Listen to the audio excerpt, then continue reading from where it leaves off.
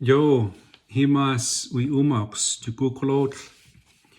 I've been asked by a member of Heiltsuk Tribal Council to provide a video recording regarding COVID-19, also known as the novel coronavirus pandemic.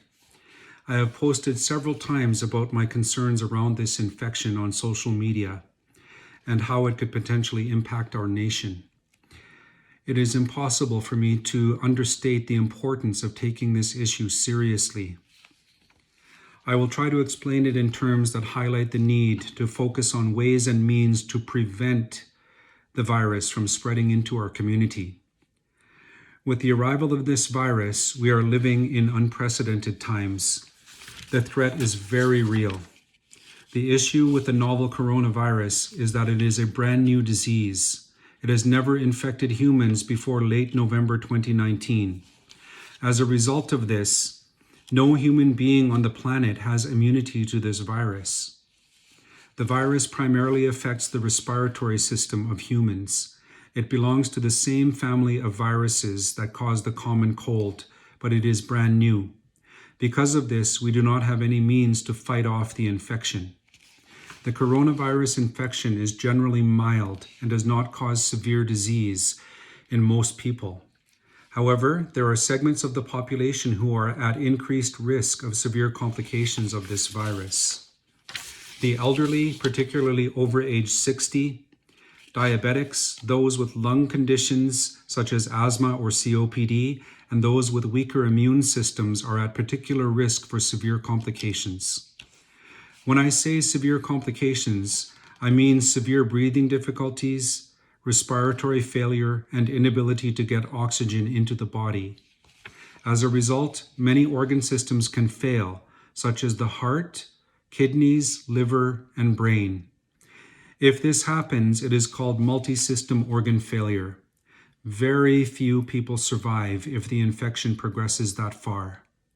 The experience in China, Italy, and Iran, where the coronavirus has been particularly devastating, has taught us that it is the elderly who are particularly at risk. Death for those over age 80 approaches 100%. However, there have also been a significant number of younger people who have also fallen critically ill and died at much younger ages in the 30s, 40s, and 50s. For some unknown reason, so far, we have not seen much severe illness in children.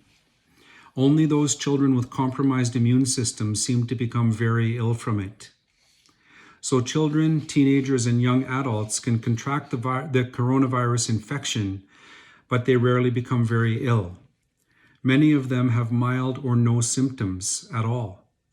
As a result, they are the main source or reservoir of infection for older, at-risk people who come in contact with children, such as their nieces, nephews, and grandchildren.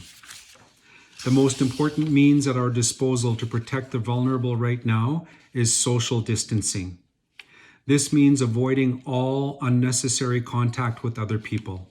No hugs, no kisses, no handshakes. No gathering in groups and no visiting. Social distancing is the most important means to prevent spread of this infection, along with diligent hand washing with soap and water. Avoiding gathering in closed rooms, especially keeping our elderly and immune-compromised isolated from social gatherings, is the best way to prevent this disease's awful impact. At some point in the future, an effective vaccine will be produced.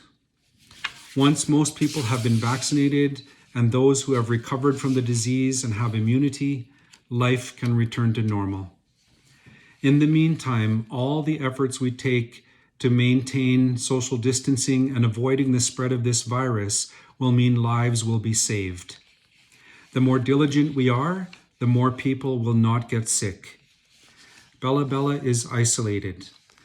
That is both a potential benefit and a potential major risk to the inhabitants of the community.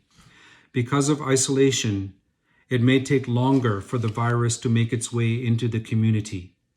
However, with the return of people who have traveled out of the community for spring break or other reasons, they may unknowingly import the virus into Bella Bella. My advice to those who have returned is to isolate yourselves in your homes for 14 days. Most cases of the coronavirus infection will manifest within 2 to 14 days.